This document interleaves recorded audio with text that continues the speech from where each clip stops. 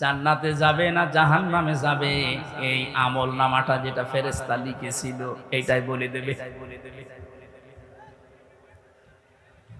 আল্লাহর বান্দা ওইটা হাতে নিয়ে পড়া আরম্ভ করবে।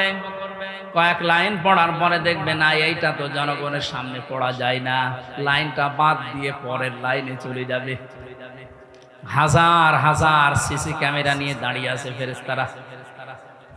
আমি জেলখানায় থাকতে বিশেষ করে আমার আর মামুনুল হক হাফিজাহুল্লাহ, এই দুইজনের ব্যাপারে আলাদা কড়াকড়ি দিয়ে ওরা ক্যামেরা লাগিয়ে দিয়েছিল, যেন কেউ কথা বললে ওইটা ওরা অফিস থেকে দেখতে পারে যে কি কথা বলছে।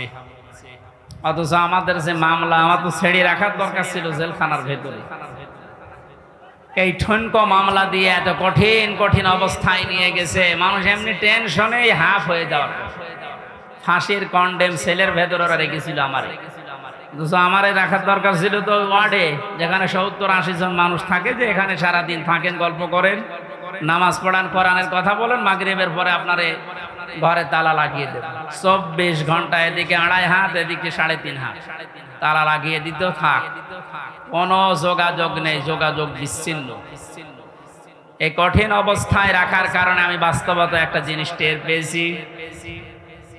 কিয়ামতের ময়দানের এই যে আল্লাহ আমল নামাটা হাতে দিয়ে বলবে যখন পড়, এই লাইনটা আসলে যারা এই জুলুমের সাথে সম্পৃক্ত ছিল, ওই জুলুমের কথাটা ওরা পড়তে চাবে না। কোন লজ্জায় পড়বে, হাজার হাজার মানুষ তার সামনে থাকবে।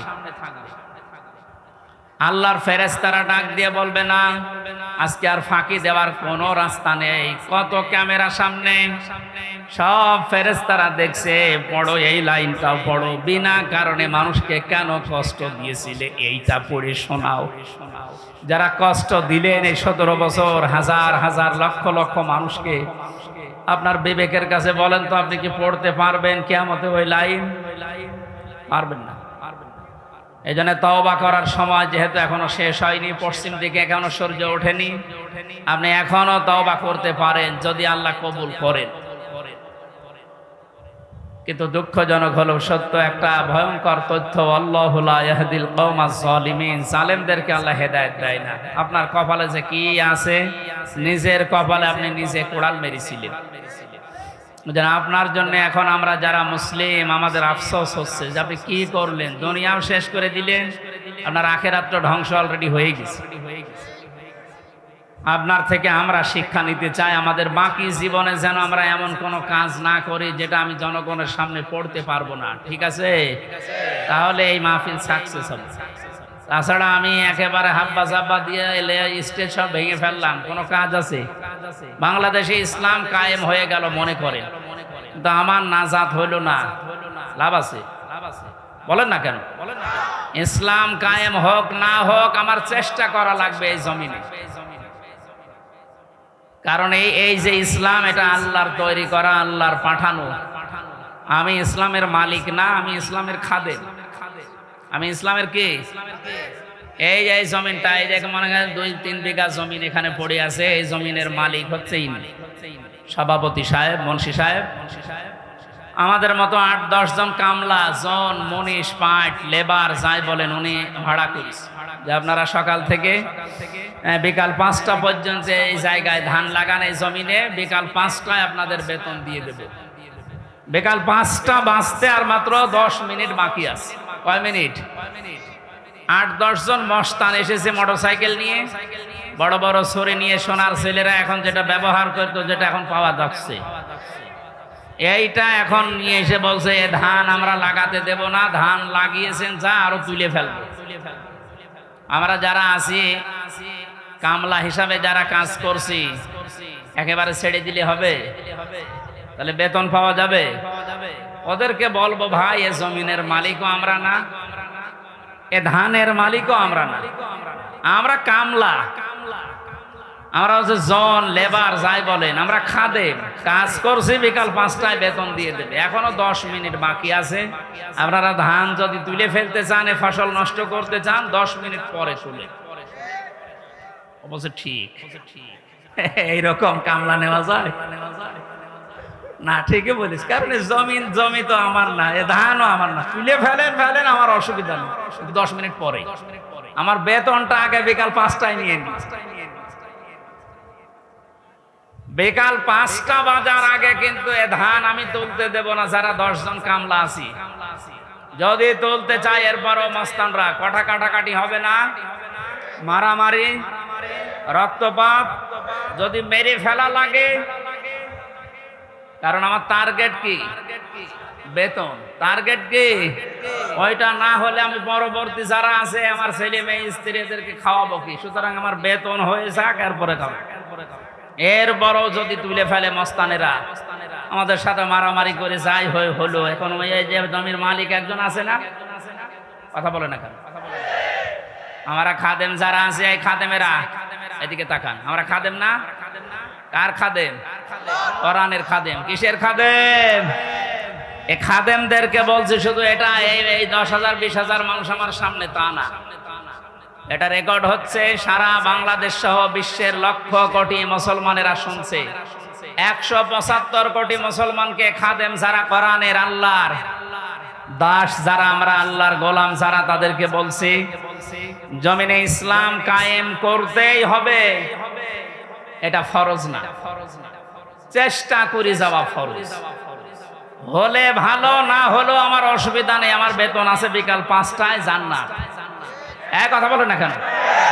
কিন্তু বিকাল 5টা বাজার আগে, তার মানে জীবনের শেষ দিন। ওয়াবুদ রব্বাকা হাত্তা ইয়াতিয়াকাল ইয়াকিন, সূরা হিজরের 99 নম্বর আয়াত। আল্লাহ বলেন ইবাদত করবা আল্লাহর ওই দিন পর্যন্ত যতদিন মরণ না আসে। সুতরাং মৃত্যু আসার আগ পর্যন্ত আমরা যারা খাদেম আছি, এ জমিনে আল্লাহর দিন কায়েম করার চেষ্টা চালাবই। বাধা যদি কেউ দিতে আসে, তর্কাতর্কি হবে, এতদিন যেটা হয়েছে। হাতাহাতি হবে, এতদিন যেটা হয়েছে। রক্তপাত হবে, এতদিন যেটা হয়েছে। ফাইনাল এখন শুরু হবে, মেরে ফেলা লাগলে মেরে ফেলবে। এখন আর সাহস কেউ করবে না, এখন আর সাহস করবে না। এই জন্য তো দাড়ি কেটে পালাচ্ছিল। ইতিহাস তৈরি করে গেল লোকটা। তাহলে বোঝা যাচ্ছে এই দাড়ি, এটা মেকি দাড়ি। মানুষকে ধোকা দিয়ে বোকা বানিয়ে কোটি কোটি টাকার মালিক হয়েছে এই দাড়ি দেখি। নাম দিয়েছে কি? দরবেশ বাবা। এই যদি হয় দরবেশের অবস্থা, বাকি যেগুলো কিনছে ওদের চরিত্র কি? আমির হোসেন আমন, আমি একটা লোকের ভিডিও দেখলাম, এর চরিত্র এত নিচেই নেমেছে, আমি এতদিন জানতাম না। নাউযুবিল্লাহি মিন যালিক। এদের সর্বোচ্চ নেতার যদি এই অবস্থা হয়, বাকিগুলো যে কোথায় যে টাল হয়ে পড়িয়া, আল্লাহ ছাড়া আর কেউ জানে। কয়েকজনের একটু ফাঁস হয় বলে আমরা জানি, ওদের প্রত্যেকের চরিত্র এরকম। বহু মানুষের সাথে মিশে দেখেছি এইটা। একবার চট্টগ্রাম থেকে আসার সময় এক বাসের ড্রাইভার, পেছনে বসেছিলাম, বলছিল এই কথা যে কি বলবো, কিছু বলতেও পারি না, সইতেও পারি না। মাঝে মাঝে যখন বাস চালিয়ে যায়, মনে করি ওই রকম কিছু পেলে চাপা আগে ওইটা দেব। কত রাগ একটা মানুষের তৈরি হলে এ কাজ করতে পারে বলেন তো? যদিও হত্যার পক্ষে আমি না, কিন্তু ঝিনাইদহ শহরে একজনের লাশ দেখলাম টাঙিয়ে জুতা দিয়ে পিটাচ্ছে।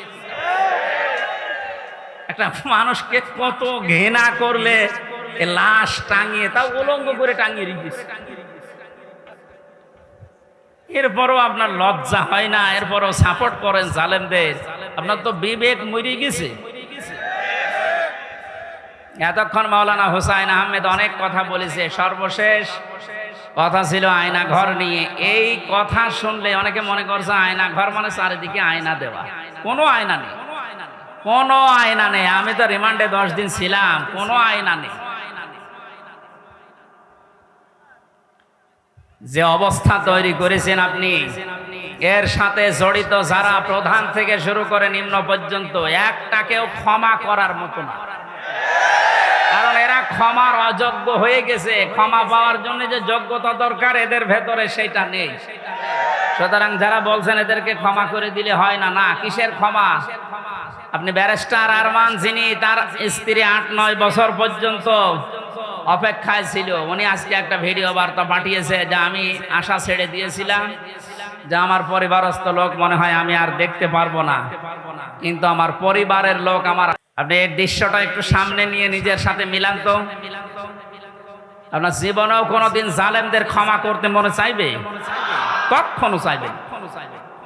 মানে বাস্তবতা টের পাচ্ছেন না তাই। 5 দিন 7 দিন 10 দিনে আপনার অবস্থা এরকম হয়ে গেছে। 8 বছর 10 বছর 12 বছর 14 বছর একজনকে মাটির নিচে এক ঘরের ভেতরে পচা খাবার দিয়ে আটকিয়ে রেখেছে। আপনার বিবেক বলে কিছু আছে? আপনি জানোয়ার চাইতো খারাপ।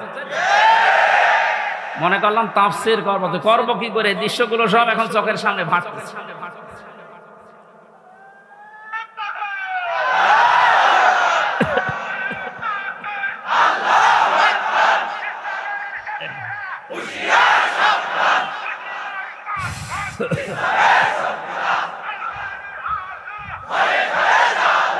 আলহামদুলিল্লাহ ভাই।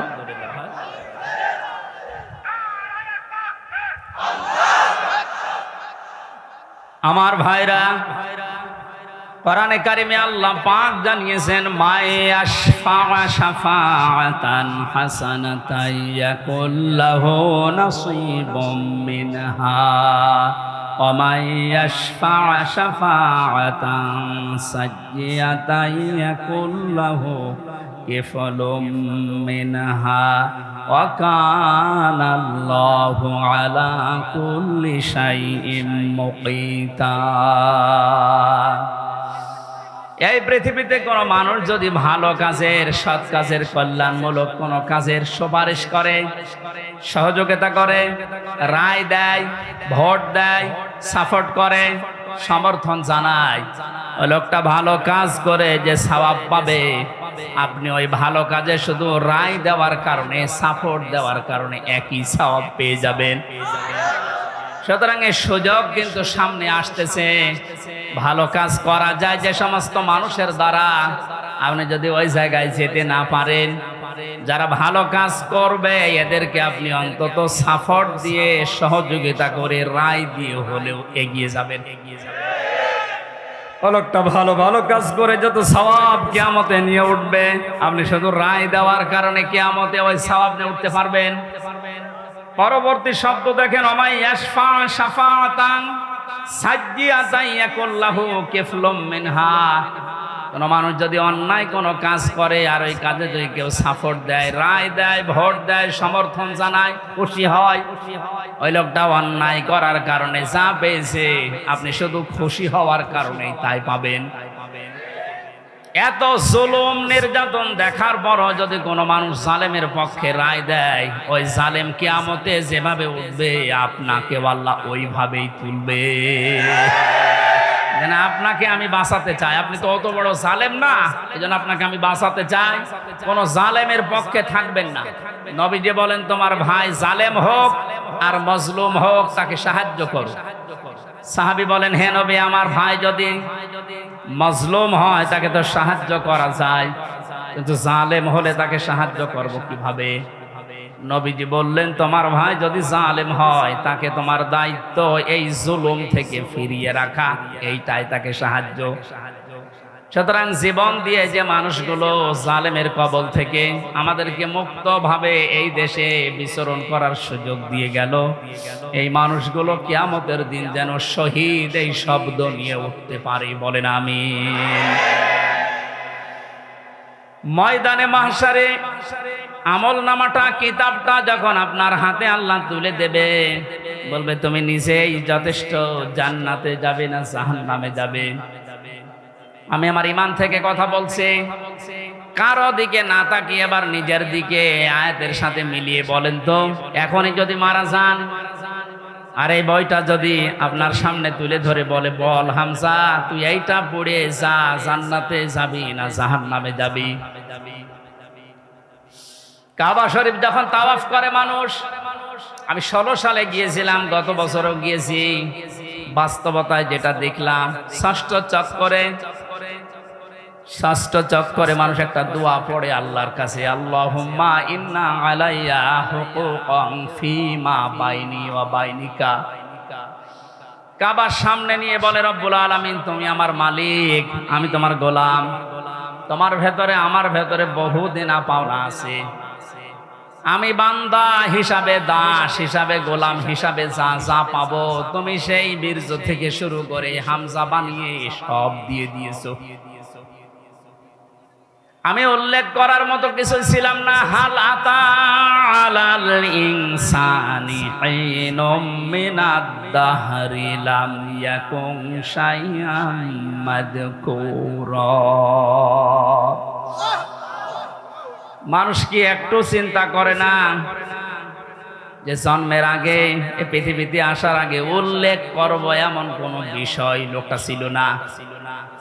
আজকে সভাপতির নামের নিচে দেখলাম লেখা বিশিষ্ট ব্যবসায়ী আলহাজ নুরুজ্জামান মুন্সি। কত সুন্দর নাম দিয়ে পেছনে ডিগ্রি লাগিয়ে দিয়েছে, উনি এই কাজ করে খায়। বয়স যদি এখন 60 বছর হয়, 61 বছর আগে এই নাম গন্ধ পৃথিবীর মানুষ জানতো।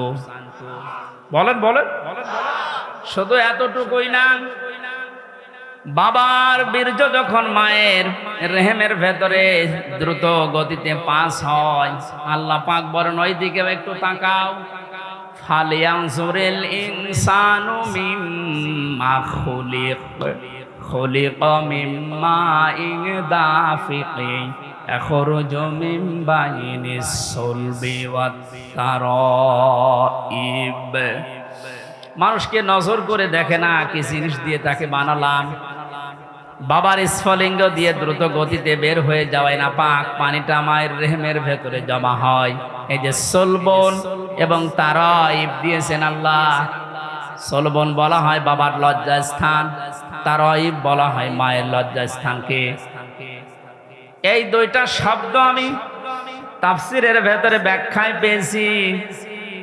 আল্লাহ বাবার ক্ষেত্রে 1 বচন দিয়েছেন, মায়ের ক্ষেত্রে বহু বচন দিয়েছেন। কেন দিলেন? তাফসিরে তাবারি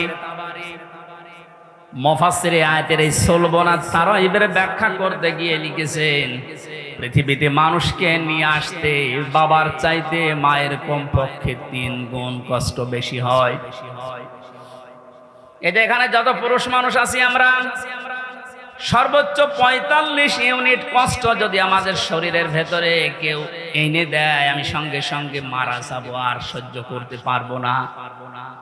বিজ্ঞান জানিয়েছে পৃথিবীতে হামজাকে দুনিয়ায় আনতে তার মায়ের কমপক্ষে 57 ইউনিট কষ্ট সহ্য করা লেগেছে।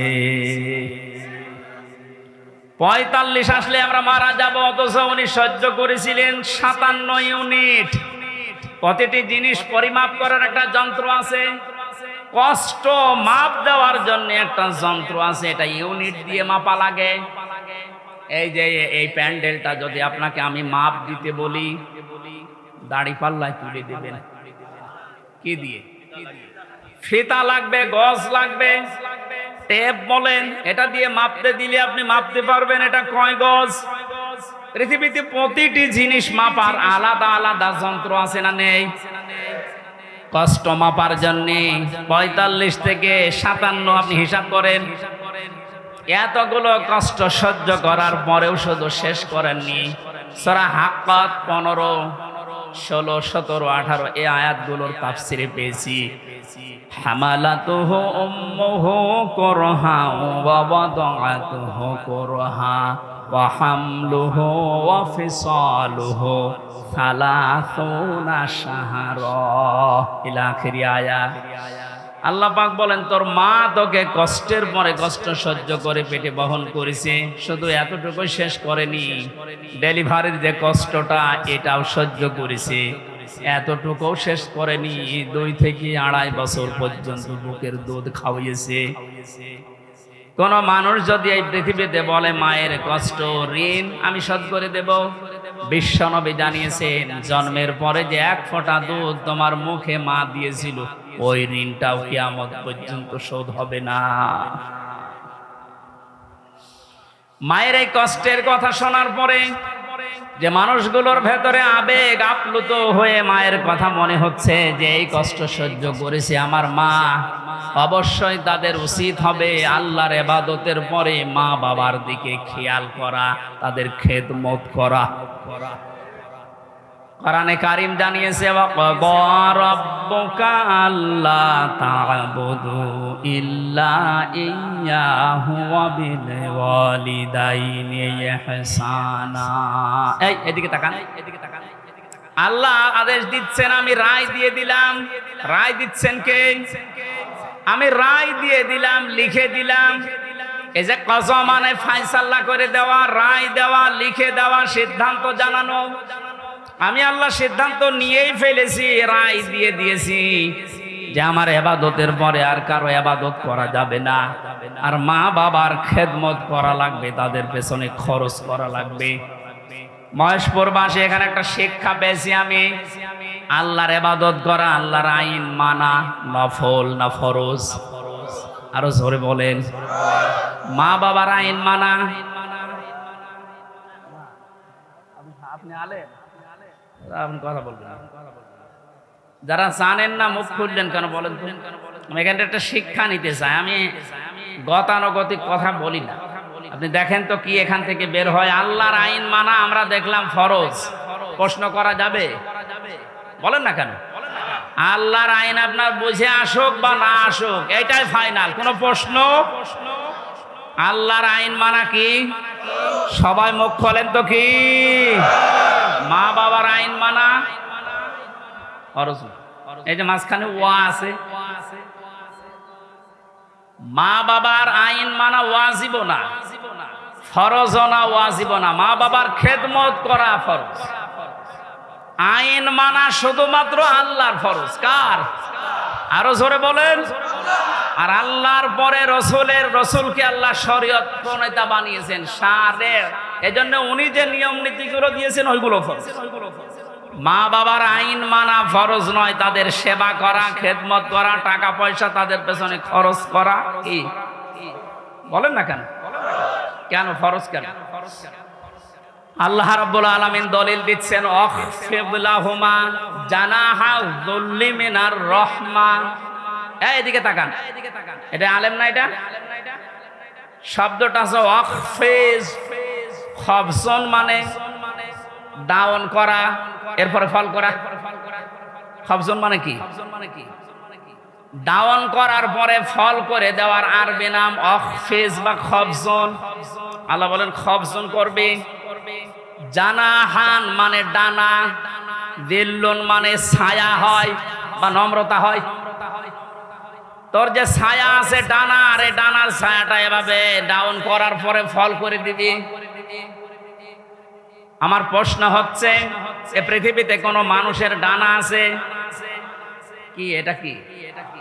তাহলে আল্লাহ এখানে এদন দিত, আউদুদা দিত, এ শব্দ না দিয়ে জানাহুন পাখির ডানা আল্লাহ আমাদেরকে দিলেন।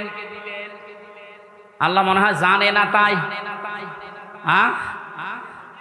জানাহুন দিলেন পাখির ডানা আমাদেরকে ধার করিয়ে। কেন? ডানা আর দুনিয়ায় কারো নেই? পৃথিবীতে আর ডানা কারো আছে না নেই? কিসের আছে? আরে ভাই পাখির ডানাই তো দিয়েছে। পাখি বাদ দিয়ে পৃথিবীতে আর কারো ডানা নেই?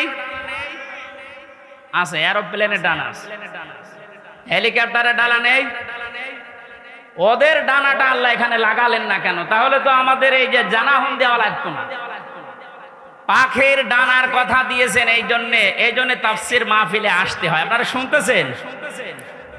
জানাহুন শব্দটা আল্লাহ পাখির কাছ থেকে ধার করে আমাদেরকে লাগিয়ে দিলেন, কারণ আমাদের এই হাতের ভেতরে পর নেই, এর ভেতরে মোলায়েম কোনো কিছু নেই, সব শক্ত। পালক আছে, পর আছে, মোলায়েম করার কোনো কিছু নেই, এটা শক্ত। কিন্তু পাখির ডানার ভেতরে পর আছে, পালক আছে, একটার পরে আরেকটা যখন লাগিয়ে দেয় সফট হয়ে যায়, কোমল নরম তুলতুলি হয়ে যায়। আল্লাহ এতটুকু শেষ করেন, জানাহাত দুল্লি মিনার রহমা দিয়েছে। যে পাখির ডানাটা শুধু ডানা এভাবে ডাউন করে না, ও যখন ডাউন করার পরে ফল করে দেয়, ওর নিচে পাখির বাচ্চাগুলো যাবার পর একটা কিচির মিচির আওয়াজ দেয়। বাংলাতে এটা বলে অনির্বচন সুখ। কি বলে? একটা অনির্বচন সুখ অনুভব করার কারণে ভেতর থেকে আওয়াজ হয় কিচির মিচির। আমরা মনে করি কিচির মিচির না, এ আনন্দটা, এ আওয়াজটা পাওয়ার জন্য না, কি করে কি হয় এই আপনারা সব পিছান তো, এত আস্তে পিছালে হবে না, আরো পিছান পিছান আরো পিছান আরো পিছান যান, আরো এক হাত যান। এই ছেলে যাও তো, চেয়ার সরানো লাগবে না, তুমি নিজে সরো।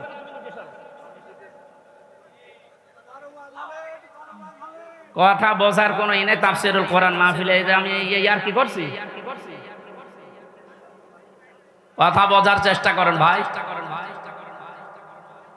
আল্লাহ রাব্বুল আলামিন পাখির ডানাটা এই জন্যই দিয়েছেন মানুষকে বোঝাতে, পৃথিবীর বান্দা বান্দিরা তোমার মা আর বাবা যখন শেষ বয়সে চলে যাবে, তারা যেন তোমার এই পাখির ডানার মতো হাতের যে ছায়া এর নিচে পড়ার পরে যেন একটা আনন্দ অনুভব করে যে আমার হামজা থাকতে অন্তত আমার আর কোনো চিন্তা নেই। মহেশপুরবাসী কত আলেম এখানে বসে আছে, হাজারো মানুষ আমরা, বলেন তো আমাদের মা আর বাবা এখন শেষ বয়সে এসে এইটা বলার মতো স্কোপ পাচ্ছে না? পাচ্ছে না। আল্লাহ রাব্বুল আলামিন মায়ের কথা 3 বার দেওয়ার জন্য তারা এই বহু বচন দিলেন, আর বাবার কথা 1 বার দিয়েছেন। আমি যেটা পর্যন্ত এটা নিয়ে এসেছিলাম, নেই থেকে শুরু করে এ পর্যন্ত যিনি নিয়ে আসলেন, কারো সাহায্য যার লাগেনি। মার বাবার এই যে স্ফলিঙ্গ দিয়ে নাপাক পানিটা দিয়ে তাফসিরে পড়েছি, আল্লাহ 8টা জিনিস বানিয়েছিলেন: রক্ত, গোশত, চর্বি আর চামড়া, চুল, রগ, হাড় আর পর্দা। 8টা জিনিস যখন মায়ের রেহেমের ভেতরে এক হয়ে যায়, আল্লাহ পাক তখন ফেরেশতাদেরকে বলে, আমি আল্লাহ আমার রব নামের কারণে 5টা জিনিস একে দান করব। ওয়াজআলা লাকুমুস সামআ ওয়াল আবসারা ওয়াল আফইদা ইলা আখিরিল আয়া। সূরা নাহলের 78 নম্বর আয়াতের মাঝের অংশে আল্লাহ জানিয়েছেন, শ্রবণ শক্তি, দর্শন শক্তি, বাক শক্তি, আকেল শক্তি আর ঘ্রাণ শক্তি, এই 5টা আমি আল্লাহ নিজে তাকে দান করেছি। একটাও যদি কম দিতাম, দুনিয়ায় আসতো ওই লোকটা কিন্তু অপূর্ণাঙ্গ হয়ে। এখানে অনেকাংশ মানুষ আমরা সব পূর্ণাঙ্গ মানুষ, কয়েকজন হয়তো আছে বিকলাঙ্গ, অন্ধ, ন্যাংড়া, কিন্তু হাজারো মানুষ আমরা সব পূর্ণাঙ্গ মানুষ। আল্লাহ নিজের পক্ষ থেকে একটাও যদি কম দিত, তো কি অবস্থা হতো সারা জীবন, আপনি ভাবেন।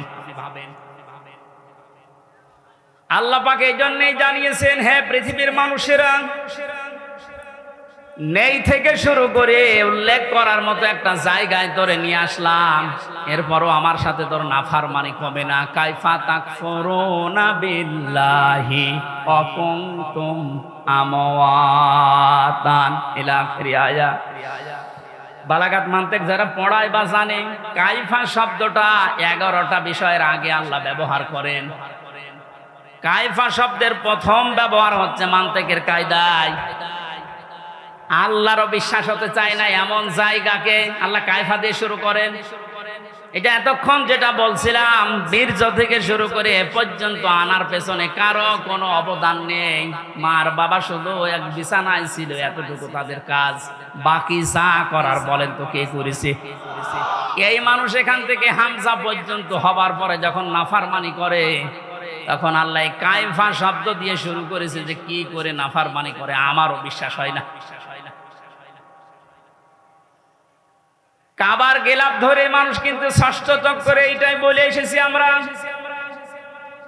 রব্বুল আলামিন আমি তোমার গোলাম হিসাবে, বান্দা হিসাবে বহু কিছু আমাকে তুমি দিয়েছো, ওই যে বীর্য থেকে পর্যন্ত, কিন্তু তুমি আমার মালিক হিসাবে আমার তো কিছু দেওয়া দরকার। আমি তো কিছুই তোমার আজ পর্যন্ত দিতে পারলাম না, তবে একটা জিনিস আমার আছে, পুঁজি। তোমার ওই রহমান, ওই গাফফার, ওই গফর নামের খাতিরে এই কাবা সামনে নিয়ে বলছে আমারে মাফ করে দাও। এই জন্য যারা তাওবা করার জন্য এখনো রাজি হননি, এখনো পর্যন্ত শয়তানের ধোঁকায় পড়ে আছেন, সুযোগ আছে, আপনারা আশা করছি ফিরে আসবেন। আল্লাহ রাব্বুল আলামিন এই যে রাত 12টার পরে তাহাজ্জুদের সময়ে প্রথম আসমানে এসে আপনাদের মতো আমাদের মতো মানুষকে ডাক দিয়ে বলবো, আসো ক্ষমা চাও, ভুল করে ফেলেছো, ক্ষমা চাও।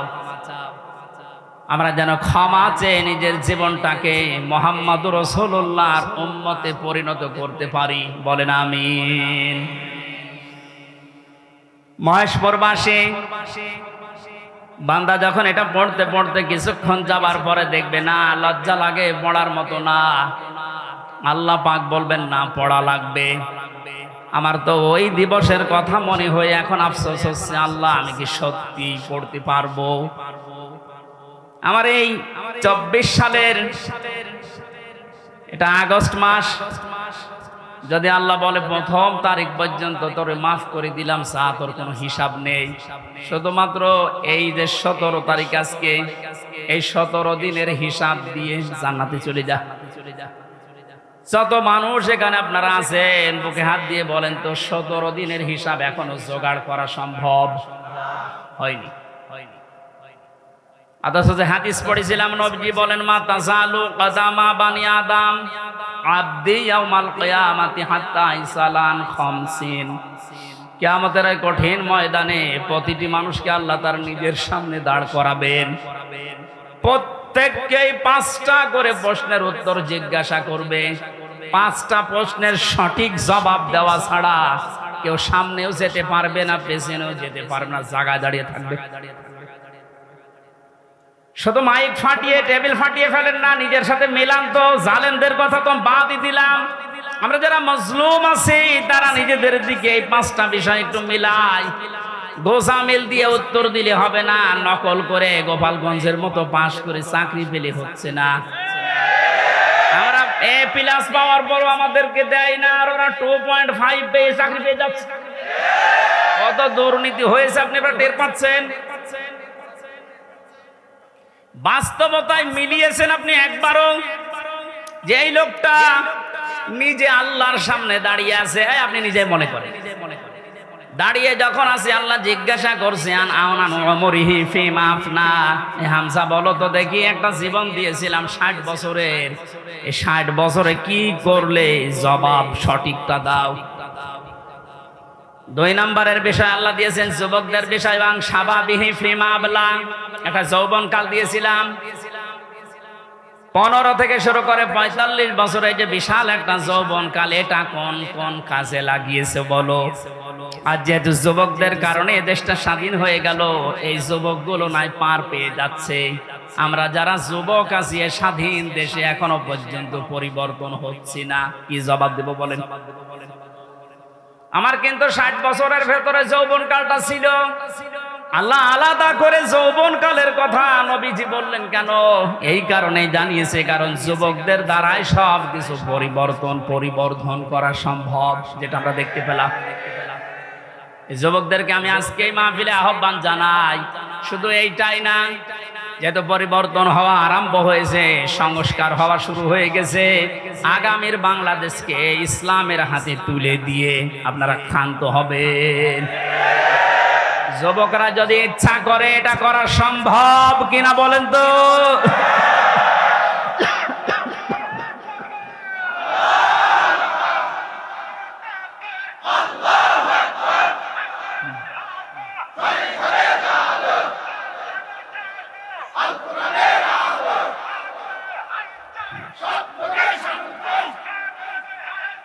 আল্লাহর আইন চাই। আলহামদুলিল্লাহ, তাকবীর যেন আল্লাহ কবুল করেন এবং বাংলাদেশ চোখে যেন দেখান, বলেন আমিন। আজকে এই যে শেজিয়া বাজারে আমি আয়াতটা পড়েছিলাম, ওয়াইতান নাস ইয়াদখুলুনা ফি দীনিল্লাহি আফওয়াজা। হে নবী, আপনি যখন দেখবেন যে আল্লাহর সাহায্য এসে গেছে, তখন তো বিজয় হবে। দলে দলে পালে পালে মানুষ ইসলামে প্রবেশ করছে, যেটা আমরা এখন চর্মচোখে সারা বাংলাদেশে দেখতে পাচ্ছি। একটু যাদের বিবেক আছে, একদম মরে যায়নি, তারা আজ সব কিছু ভুলে ইসলামে চলে আসছে। কারণ ইসলামের মালিক ওরা জানে যে দেশে জামাত ইসলাম শিবির চরমনা এরা না, ইসলামের মালিক কে? আর যারা আমরা আছি, আমরা ইসলামের খাদেম। সুতরাং ইসলাম প্রতিষ্ঠা করতে গিয়ে, ইসলাম কায়েম করতে গিয়ে বিকাল 5টার আগে কাউকে আমরা আর ষড়যন্ত্র করতে দেব না ইনশাআল্লাহ। এই যে বিচারপতির নামে কলঙ্ক, মানব জাতি হিসাবে একদম কুলাঙ্গার এই যে মানিক, বিচারপতির নাম নিলাম এই কারণে, নাম নিয়েও গোনা হবে, কারণ এ মানুষের পর্যায়ে পড়ে না।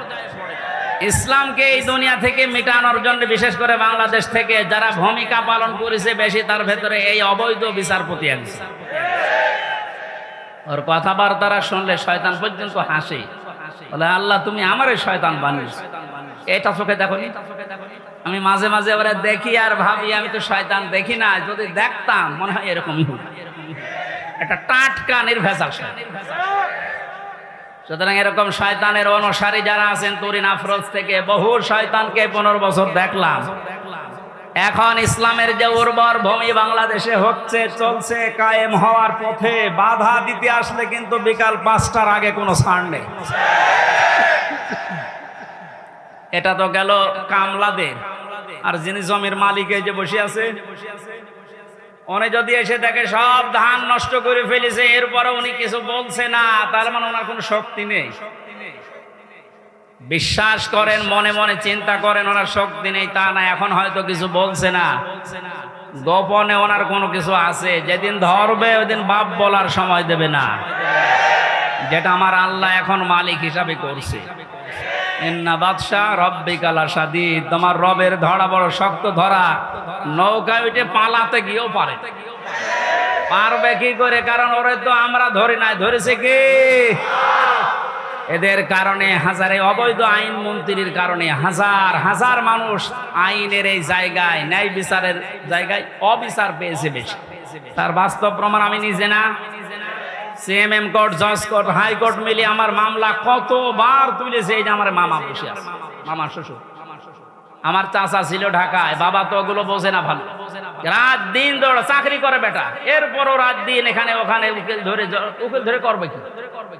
কারণ যারাই ধরবে, যত বড় উকিল ধরুক, আর এক উকিল তো বসে আছে, ওখান থেকে যতক্ষণ সিগন্যাল না পাবে আমার নাকি বের হওয়ার কোনো একটা বিচার হলো। আর প্রতিদিন টিভির সামনে এসে সন্তানদের নাকি লেকচার দিচ্ছে যে আমরা ন্যায় বিচার কায়েম করেছি। এই ন্যায় বিচার। আমার মতো মূল্য চুরির মামলায় যদি 33-32 বার হাইকোর্টে মামলা ওইটি জামিন না দেয়, কিসের ন্যায় বিচার? যেটা এখন সব পরিষ্কার হয়ে গেছে। 15 বছরে কোনো ন্যায় বিচারে দেশে কায়েম হয়নি, পুরাটা হয়েছে অবিচার। আল্লাহ যেটা নিজে এখন ধরিস।